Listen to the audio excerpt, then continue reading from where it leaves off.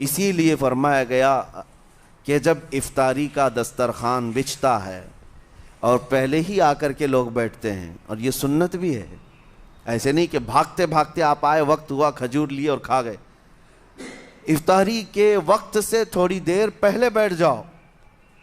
تمہارے دسترخوان پر نعمتیں رکھی ہوئی ہیں، پھل بھی ہیں، میوہ جات بھی ہیں، کچھ کھانے پینے کی چیزیں بھی ہیں، ٹھنڈا شربت بھی ہے، دیکھتے ہوئے بیٹھے ہیں آپ، لیکن ہاتھ نہیں لگاتے ہیں۔ انتظار ہے وقت کا کہ ادھر سورج کے غروب ہونا ہے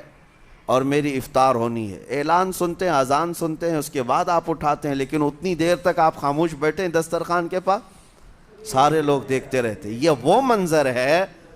جس کو فرمایا گیا رب ذوالجلال بھی اپنے بندوں کو دیکھ رہا ہے، رب تبارک و تعالیٰ بھی دیکھ رہا ہے اپنے بندوں کو، اور سارے فرشتوں کو بلا کر میرا مولا اعلان فرماتا ہے یہ میرے بندے ہیں، دیکھو یہ شام کا وقت ہے، ان کے حلق سوکھ چکے ہیں، ان کے پیٹ میں بھوک کی شدت ہے اور ان کے سامنے اچھی نعمتیں پڑی ہوئی ہیں، اے فرشتوں دیکھو میرے ان بندوں میں سے کوئی بھی ان نعمتوں کو ہاتھ نہیں لگاتا، یہ صرف اور صرف میرے لیے بھوکے اور پیاسے ہیں۔ اور فرشتوں سے اللہ فرماتا ہے تم گواہ ہو جاؤ، ان کی حلق تر ہونے سے پہلے ان کے لیے میں نے جنت لکھ دیا۔ اسی لیے حدیث پاک میں ہے جب افطار کرتے میرے آقا صلی اللہ علیہ وسلم یوں ارشاد فرماتے ذهب الظمأ وابتلت العروق وثبت الاجر انشاءاللہ،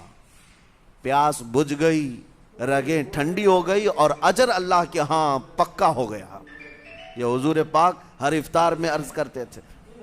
میں آپ کو یہ عرض کر رہا ہوں کہ یہ چھپی ہوئی چیز، اسی کا نام تقوی ہے، آپ صرف اور صرف بچے ہیں اللہ کے خوف سے۔ اب سنو حدیث پاک، قیامت کے دن حساب و کتاب ہوگا اور جنت میں جانے کا پروانہ کچھ لوگوں کو مل جائے گا اور سب جنت کی طرف جا رہے ہوں گے۔ اس میں بہت سارے لوگ ہیں جو پل صراط پر چل کر کے جنت پہنچیں گے۔ اب جب کافی لوگ جنت کے دروازے پر پہنچیں گے، ایک جماعت ایسی ہوگی جو پورے راستے میں کہیں نظر نہیں آئی، جنت جانے کے راستے میں کہیں نظر نہیں آئی، لیکن جنت کے دروازے پر وہ پہلے سے موجود تھے، چلے تھے نہیں چلے تھے کسی نے دیکھا ہی نہیں۔ دوسرے جنتی ان سے پوچھتے ہیں اس جماعت سے کہ تم یہاں کیسے پہنچے اور یہ انعام کس بات کا ہے تمہارے لیے؟ تو وہ جنتی کہتے ہیں ہمیں روزے داروں کی جماعت میں رکھا گیا، ہمارے روزے اللہ کو پسند آئے، اور آج رب تبارک و تعالیٰ کا حکم ہوا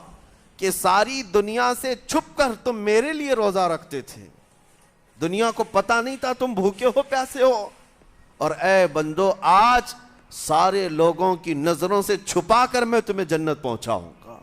وہ ایک جماعت ایسی ہے جو راستے بھر چلتی ہوئی نظر تو نہیں آئی لیکن جنت میں پہنچ گئی، وہ روزے داروں کی ہے۔